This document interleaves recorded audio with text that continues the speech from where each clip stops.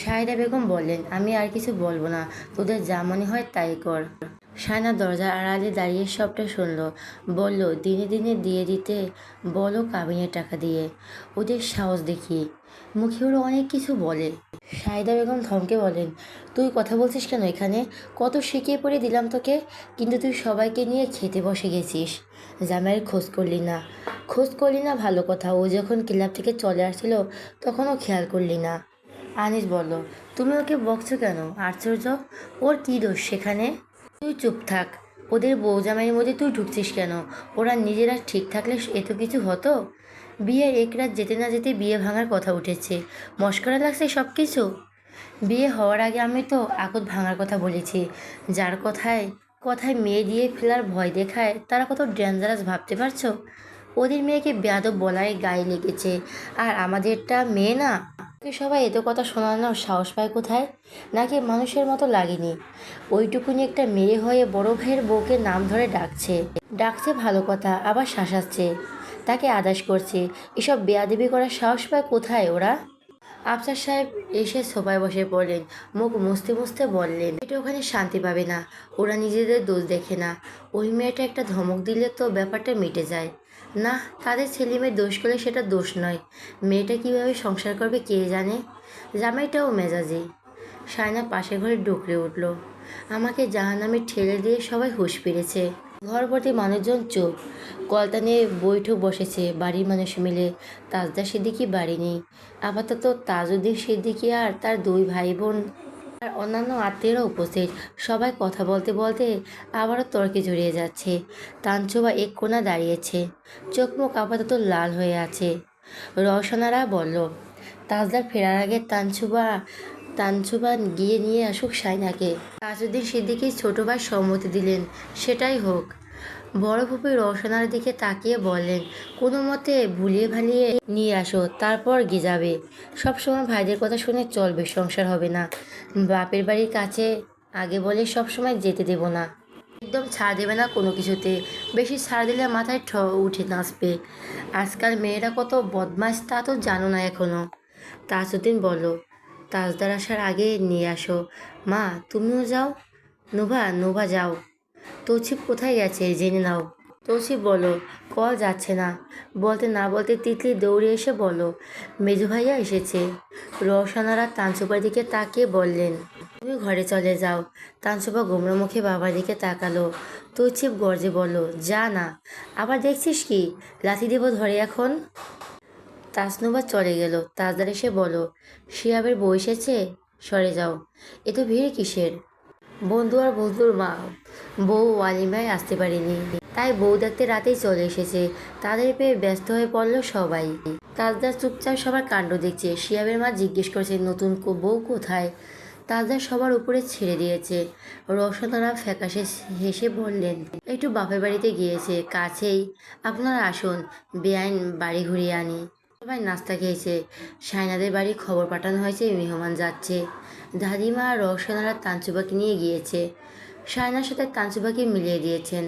আনোয়ারা বেগম বললেন, ননদ ভাবির মধ্যে অনেক কিছু হয়, এসব মনে রেখে দিতে নেই। নুবাকে সবাই অনেক বকাঝকা করেছে, শাড়িটা পরে নাও। শিয়াবের মা বউ তোমাকে দেখতে এসেছে। সায়না চুপ করে রইল।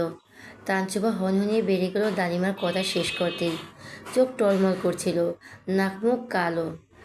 রাগে ক্ষোভে বেরিয়ে যাওয়ার সময় আনিসের সামনে পড়ল। আনিস তাকে দেখেও না দেখা ভান করে সরে দাঁড়ালো। তানচুপা হনহনিয়ে বেরিয়ে এলো বাইরে। এইসব ছোট লোকদের ছড়ি বলতে বসে আসে সে। বাড়ির সামনে আসা মাত্র তাজদা তাকে দেখলো। শিয়াবের সাথে দাঁড়িয়ে কথাবার্তা বলছিল সে। তানচুবা ভাইকে দেখা মাত্র একটু থমকাল, তারপর বাড়ির ভিতরে চলে গেল ধীর পায়ে হেঁটে।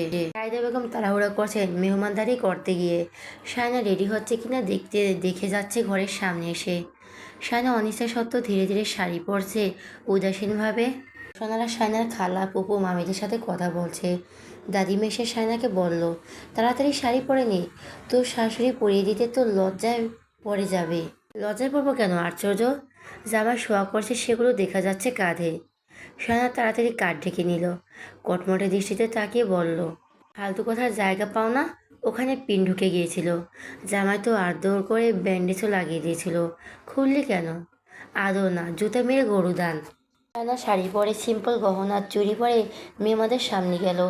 নতুন বউয়ের মুখ দেখে শিহাবের মা 3,000 টাকা দিয়েছেন তার হাতের মুঠোর ভেতরে।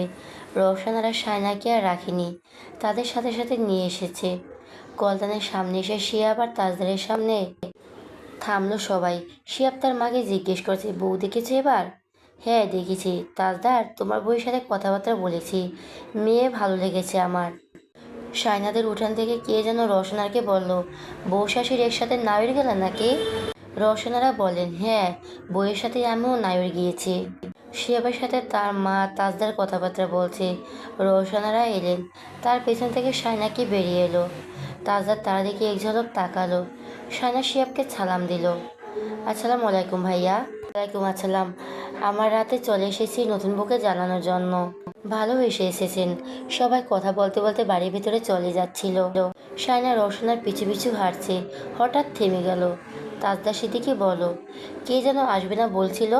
সায়না ঘাড় ফিরে তাকালো, শক্ত কণ্ঠে বলো, যেতে কতক্ষণ? গিয়ে দেখুক। আমাকে আটকে রাখার সাধ্য কার, সেটা বুঝিয়ে দেওয়া হবে। একা পাই। রাতে মেহমানদের সাথে একসাথে বসে খাওয়া দাওয়া করছে সায়না। বাড়িতে তখনও মেহমান ভর্তি। তাজদার বন্ধুকে যেতে দেয়নি। রওশনারও জোরাজোরি করে রেখে দিলেন। রাতে সে রাতে চলে যাওয়ার বিষয়টা কেমন দেখায়। খাওয়া শেষে মেহমানরা যখন ঘুমাতে চলে গেল, তখন তানচুবার ঘরে খুব কথাবার্তা হচ্ছিল। তানচুবা নাকি কাঁদতে কাঁদতে না খেয়ে দিয়ে ঘুমিয়ে পড়েছে। একটা বাড়ির মেয়ের জন্য তার ভাইয়ের কাছে সে ছোট হয়ে গেল। ওই বাড়ির মানুষের কাছে তাকে ছোট হতে হয়েছে। অপমান মেনে নিতে পারছে না সে। তাজউদ্দিন সেদিকে রওশনার উপর খেপেছেন। তিনি ছেলে মেয়েদের কখনো বকাঝকা করতে পছন্দ করেন না। এদের তো একদমই না। তানসুবা কান্নাকাটি দেখে তিনি রওশনাকে বললেন, সায়নাকে যেন বলে দেয় এই বাড়িতে থাকতে হলে সবার মন জুগিয়ে চলতে হবে। ননদের সাথে যেন ভালো ব্যবহার করে, খুশি খুশি থাকে। এ তো গাদ্দারি করলে ভাইদের কথা শুনে চলে, আবারও ঝামেলা হবে। তখন ঘটনা অন্যদিকে ঘুরে যাবে। ফুপুরা বলাবলি করছেন, ওই বাড়ির মেয়েকে তো পাম্পটি তেল মালিশ করতে বাড়িতে আনতে হবে কেন? ওরা আগে ভালো করে খেতে পায়নি, এখন বাড়ির মেয়ে বিয়ে দিয়ে পা একদম আকাশে উঠে গেছে, মাটিতেই পড়ছে না। আরও কত কি দেখবো। কাল থেকে রান্নাঘরে নিয়ে গিয়ে কাজ ধরিয়ে দেবে। কত মেয়ে ছিল আমার ভাইবোর জন্য, আর মেয়ে পায়নি আমার ভাইয়ের বউ। রওশনারা বললেন, বিয়েটাতে সব ওর পছন্দ মতো হয়েছে, গরু, ডেকোরেশন, খাওয়া দাওয়া, অনুষ্ঠান, এমনকি বউটাও। আমার কি করার আছে? সায়না ঘরে দাদিমা আনোয়ার বেগম বসছিলেন। সায়নাকে দিয়ে গয়নাগাটিগুলো তুলে রাখছিলেন। তাজা ধীর পায়ে হেঁটে ঘরে ঢুকলো, ফোনে চোখ স্থির রেখে। দাদিমা তাকে দেখে বললেন, তোমার বউকে কবির শিখিয়ে দিচ্ছে। তাজদার চোখ তুলে দাদিমার দিকে তাকালো, তারপর সায়নার দিকে। সায়না গয়নার বক্সগুলো গুছগাছ করছিল। তাজদার ভুরু কুঁচকে বলল, কুবুদ্ধির অভাব আছে নাকি যে আবার দিচ্ছ? সায়না চট করে তাকালো তার দিকে। আনোয়ার বেগম হাসলেন, তারপর দাঁড়িয়ে পড়লেন, বললেন, আমি আসি, বরবধূ গল্প সল্প করো, বলে তিনি বেরিয়ে গেলেন। তাজদা সেদিকে দাদিমার জায়গায় গিয়ে বসলো, পিঠটা পেছনে হেলে দিয়ে দু হাতে ভর রেখেছে। সায়না বক্সগুলো একটার উপর আরেকটা রাখছে। তাজদারের দিকে তাকালো না, কিন্তু তাজদার তাকিয়ে রইল। সায়না বক্সগুলো রেখে দিতে তাজদার ঘরে আলো নিভিয়ে দিল। হালকা আলো আছে অবশ্য, টেবিল ল্যাম্পটা জ্বলছে। সায়নার পরনে গোলাপি শাড়িটার রং বোঝা যাচ্ছে। বক্সগুলো রেখে এসে সে জগ থেকে পানি ঢালো গ্লাসে, গলা ভিজিয়ে নিল। তাজদার জানতে চাইল, আমার কখন কথা বলবো? সায়না বিলম্ব না করে বলল, কথা বলিনি কখন। একজন দক্ষিণে একজন উত্তরে, এটা বিয়ে নাকি রং তামাশা? দুটোই। তুমি কি আমাকে ভয় পাচ্ছ? আপনাকে আমি ভয় পাইনি কোনোদিন, আজও পাচ্ছি না, বরং একটু বেশি পাচ্ছি দরজা বন্ধ করলে। তাজদার চুপ। সায়না পাশ দিয়ে হেঁটে চলে যাচ্ছিল। তাজদার তাকে টেনে এনে কোলে বসালো। সায়নার লজ্জায় অস্বস্তিতে ধাতস্থ হতে পারছিল না। 2 দিনের বিয়ের সম্পর্কে খাতির একটা পুরুষ লোকের কোলে হঠাৎ নিজেকে আবিষ্কার করে তার শরীরে প্রতিটি স্নায়ু টান টান হয়ে উঠল। সে সরে যেতে চাইছিল, কিন্তু তাজদা সেদিকে শক্ত হাতে তার কোমর আঁকড়ে ধরে রাখলো। সায়না ধীর নিঃশ্বাস ফেলছে, তাজদা সেদিকে যেন না শোনে। তাজদা তার সাথে হাতের মুঠোয় নিয়ে এলো সায়নার সামনে। সায়না তার হাতের মুঠোর দিকে তাকালো, কৌতূহল হলো, মুখ ফুটে কিছু বলল না। তাজদা ধীরে ধীরে মুঠো খুলল। চমৎকার ডিজাইনের একটা চেন লকেট। তাজদার কোনো প্রতিক্রিয়া নেই। তাজদার বলল, তোমার উপহার নাও। সায়না নিল না। যদি পরে বলে বসে তোমার উপহার দাও তখন? সে তো কোনো উপহার রাখেনি, তখন সে লজ্জায় পড়ে যাবে। তাকে লজ্জায় পেলে পৈশাসিক আনন্দ পাবে তাজদার সিকদার। চুপচাপ বসে রইল। তাজদার তার চোখের সামনে লকেটটা তুলে ধরলো। শায়না বলল তাকে ছেড়ে দিতে। তাজদার শুনলই না। চেনের হুকটা খোলার চেষ্টা করছে সে। শায়নাকে বলল, খবরদার উঠবে না। চেনের হুকটা নিয়ে ব্যস্ত হয়ে পড়ল সে। শায়নার মাথা থেকে আঁচল পড়ে গেছে অনেক আগেই। তাজদার হুক খুলে শায়নার বেনিটার সামনে ফিরিয়ে দিয়ে চেন পরিয়ে দিল। তারপর তাকে টেনে এনে আয়নার সামনে দাঁড় করিয়ে দিল। শায়নার গলায় জল করছে থাকা চেনটি দেখে বলল, নাইস। শায়না আয়নার দিকে তাকায়নি, চোখ নিচে নামিয়ে রেখেছে। কাদের কাছে উত্তপ্ত কিছু টের পেলে উঠল হঠাৎ। চোখ তুলে আয়নার দিকে তাকাতে দেখল তাজদা সিদ্দিকীর নিঃশ্বাস। তার কাঁধে আলতোভাবে থতনে রেখে তাজদা সিদ্দিকী বলল, সবাই আমাকে নিশ্চিত করেছে ফিউচারে এই ধরনের ঘটনা আর হবে না। এটা এক প্রকার ভুল বোঝাবুঝি। মহিলার টেনে টেনে কচুল্লতির মতো কথা বলে। You can trust this won't repeat. Shayna জানে এরা জুতো মেরে গরুদানের ওস্তাদ। তার নতুন করে কিছু বলল না। ক্লান্ত সে, বিছানায় শুয়ে পড়তে ইচ্ছে করছে।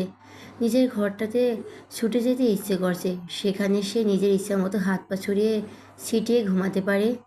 কিন্তু সেটা অসম্ভব। সে লকেটটা ছুঁড়ে বলল, এটা সুন্দর, কিন্তু আমি কোনো উপহার আনিনি কারো জন্য। এভাবে উপহার নিতে আমার লজ্জা হচ্ছে। তাজদার তার কাঁধে থুতনি আরও গেঁথে দিয়ে কোমর জড়িয়ে ধরল। শায়না শিউরে উঠল। তখনই বাইরে কারো চেঁচামেচি শোনা গেল। চবর্গীয় শব্দ করে তাজদার জানালার কাছে চলে এলো। শক্ত হাতে জানালা খুলে দিয়ে বাইরে কান পাতল। বিরক্তির সাথে প্রতিবেশীদের কারো বাড়িতে ঝগড়া লেগেছে, কান পাততেই শোনা গেল। আর মতো বেডি ইল্লাতে তোল্লাতে সংসার গড়ের, অন্য বেডি লইয়া ঠ্যাং দেহে যেহেতু ওডা। মহিলার উচ্চবাক্যর পরপুরুষের লোকের গলার আওয়াজ শোনা গেল। ইহানিরে কিয়ান চিল্লাতে লাগেছ, ও তার ঘরে বিয়ে বাড়ির মানুষ আছে, হুদ্দিন নহি।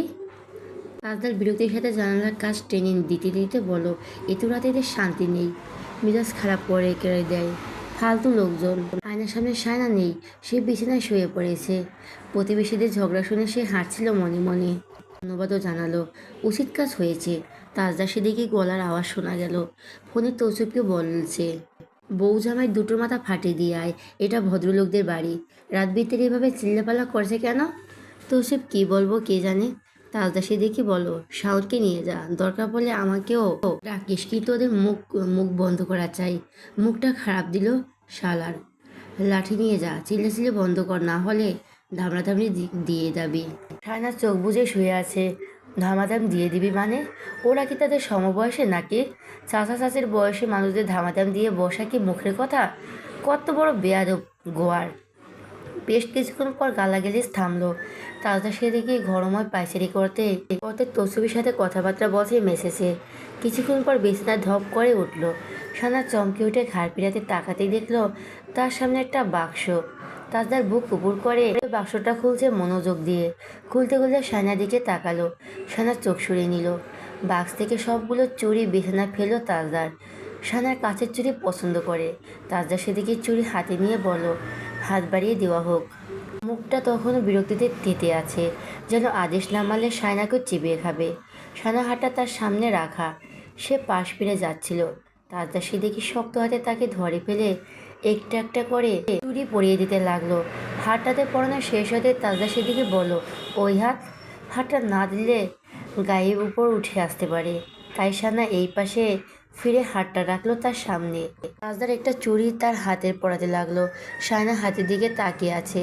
সেই চুড়িটা পরিয়ে তাজদা সিদ্দিকী তাকে এক ঝাটকায় কাছে টেনে নিয়ে বলল, এবার আমার উপহার। শায়না হকচকে গিয়ে বলল, আগে বলেছি আমার কাছে কোনো গিফট নেই এই মুহূর্তে। আমি আমার গিফট আদায় করে নিতে জানি। বলে তাজদা তার হাতটা নিজের কাঁধের উপর তুলে নিতে নিতে গলদেশে মুখ ডুবিয়ে আদর করলো। শায়নার নিঃশ্বাস ফেঁপে উঠছে। সে এক ঝটকায় নিজেকে ছাড়িয়ে নিয়ে বিছানা থেকে নেমে গিয়ে নিচে বসে পড়ল। তাজদার দিকে তাকিয়ে নিজের বুকটাকে শক্ত করে খামচে ধরল। কেঁদে উঠল শব্দ করে। তাজদার তার দিকে এক পা এগোতেই শায়না বাম হাতটা জোরে আঘাত করলো অঙ্কের পায়ের সাথে। কাপড়ে ধরিয়ে দেওয়ার মতো শব্দ হলো। তাজদার সেদিকে পিছিয়ে গেল। শায়নাকে দেখতে ভয়ঙ্কর লাগছে। তাজদার তার বাম দিকে এক পা এগোতেই শায়না বাম হাতটা জোরে আঘাত করলো পালঙ্কের পায়ের সাথে। কাঁপুনি ধরিয়ে দেওয়ার মতো শব্দ হলো। তাজদার সেদিকে পিছিয়ে গেল। শায়নাকে দেখতে ভয়ঙ্কর লাগছে। শায়না মেঝেতে নিঃশব্দে বসে রইল। পুরো শরীরটা পাথরের রূপ নিয়েছে, নড়ার শোধ নেই। তাজদা সিদ্দিকীর দৃষ্টিতে ঝলসে উঠল তীব্র ক্ষোভ। টান টান হয়ে উঠল মুখের রেখাগুলো। শায়নার দিকে এক ঝলক তাকিয়ে চোখ নামিয়ে নিল। রীতিমতো অপমানিত মনে হলো নিজেকে। ঘর জুড়ে অস্বস্তি পায়চারি করলো, নিজের রাগ সামলাতে পারছে না। কিছুক্ষণ পর তাজদা সেদিকে ধীরে ধীরে গিয়ে বসলো রকিং চেয়ারে। চেয়ারে কাঠ কেঁপিয়ে উঠে একবার সে পায়ের উপর পা তুলে ঠান্ডা ভঙ্গিতে বসে রইল। ঠোঁটের কোণে হাত তুলে ভুরু কুঁচকে তাকালো শায়নার দিকে আর চোখে চাপা কোনো হিসেবি দৃষ্টিতে। শায়না তখনও মেঝেতেই পা কুড়িয়ে বসে আছে নিঃশব্দে। কাজ সামান্য কুঁজো হয়ে এসেছে, হাতে ব্যথা পেয়েছে বেশ। চোখ মুখে কষ্ট লুকানো যাচ্ছে না।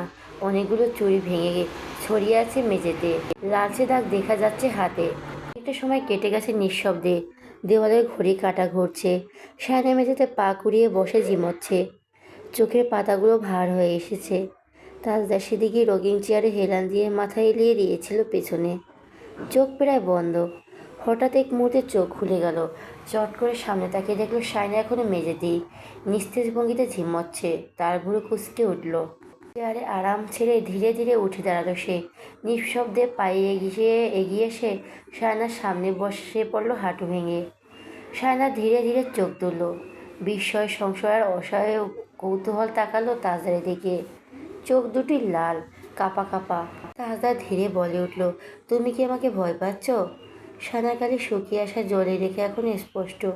সে মুখ ঘুরিয়ে রেখেছে। চোখে চোখ রাখার সাহস নেই, ইচ্ছেও নেই।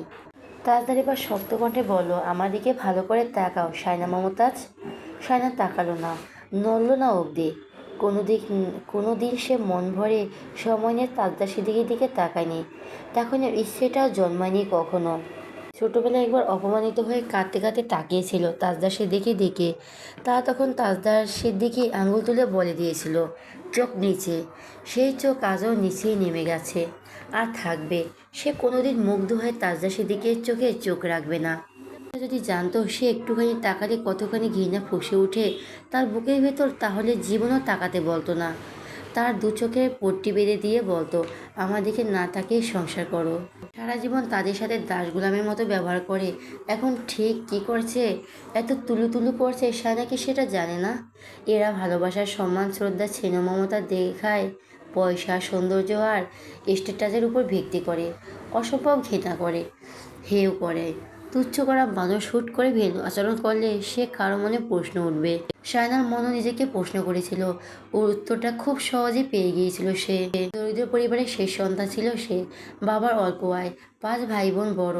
সবার পড়াশোনা আর খাবারের খরচ মিটিয়ে হিমশিম খেতে হতো বাবাকে। তবু বাবা চেয়েছিল সবাই পড়াশোনা করুক। মানুষ মূল্যায়ন করে না বলে তিনি খুব দুঃখ পেতেন। চেয়েছিলেন কম খেয়ে হলেও ছেলেগুলো মানুষ হোক। ছেলেগুলো মানুষ হলে সমাজে একটা অবস্থান তৈরি হবে, মানুষ সম্মান করবে। শেষ সন্তান ছিল বলে মায়েরও যথেষ্ট অবহেলা পেয়েছিল। বুকের দুধও বেশি দিন পায়নি সে। দাদিমা তাকে ভাতের মার আর সাবধানার পানি খাইয়ে খাইয়ে নাকি দুধের অভাব মেটাতেন। মা অন্য ছেলেদেরকে খাওয়ার পর চিন্তায় ডুবে থাকতেন। শায়নাকে নিয়ে কোনো আলাদা ভাবনা ছিল না তার। দাদিমা তাকে মানুষ করছে বলতে গেলে। মায়ের শেষ সন্তান হওয়ায় সে জন্মেছিল খুবই দুর্বল আর রোগা হয়ে। ছোট থেকে পুষ্টিহীনতায় ভুগেছে। পা দুটো বাঁকা হয়ে গিয়েছিল। মানুষের ছোটবেলার ছবি কত সুন্দর, আর তার তার ছোটবেলার ছবিগুলো দেখলে এখনও চোখে জল আসে। দেখতে ইচ্ছে করে না একদম। তার পা বাঁকা ছিল, গাল বসে গিয়েছিল, দাঁত বের হয়ে থাকতো, চুল এলোমেলো, মুখোচেই ছিল কঙ্কালের মতো ভাঙাচোরা। দেখতে মনে হতো রাস্তায় পড়ে থাকা অবহেলিত কোনো ভিখারি বাচ্চা। দুটো কাপড়ই কেটে যেত পুরো বছর। রোদে পুড়ে কাপড় ঝলসে যেত, ছিঁড়ে যেত। মা সেলাই করে দিতে হাতে।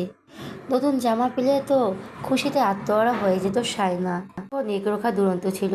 রোদে পুড়ে মাটিতে গড়াগড়ি খেয়ে বেড়াতে পাড়ায় পর পাড়া।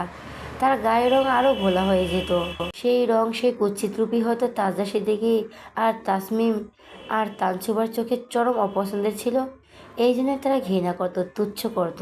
ক্লাসে ইটে উঠে তখন হঠাৎ করে তার মধ্যে এক অদ্ভুত পরিবর্তন আসতে শুরু করে।